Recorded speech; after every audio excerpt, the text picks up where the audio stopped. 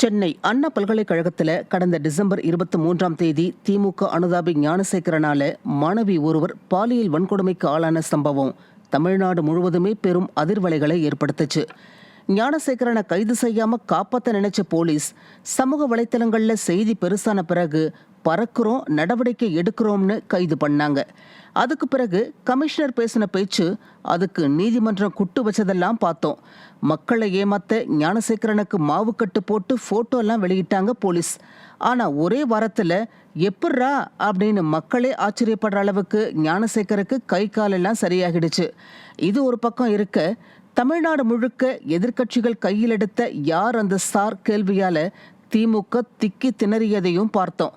அதுக்கு பதில் சொல்ல முடியாம தொகுதி மறுசீரமைப்பு, மும்மொழி எதிர்ப்புன்னு கொஞ்ச நாள் மடைமாத்திர முயற்சியும் பண்ணாங்க. நீதிமன்றம் சிறப்பு புலனாய்வு குழு அமைச்சு உத்தரவிட்டாங்க. அதுல ஞானசேகரனுக்கு பல காவல்துறை அதிகாரிகளோட தொடர்பு இருக்கிறது தெரிய வந்திருக்கு. துணை முதலமைச்சர், அமைச்சர், துணை மேயர் கூட எல்லாம் தொடர்பு இருக்கும் போது காவல்துறை கூட தொடர்பு இருக்காதா என்ன?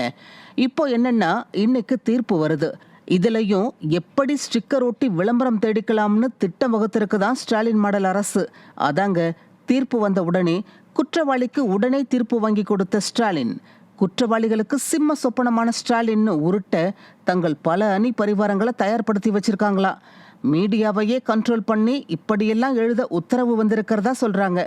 நம்ம மக்களும் அதிகம் கேட்கிற செய்தியைத்தான் உண்மைன்னு நம்புவாங்க. பாவம், அவங்க என்ன செய்ய முடியும்?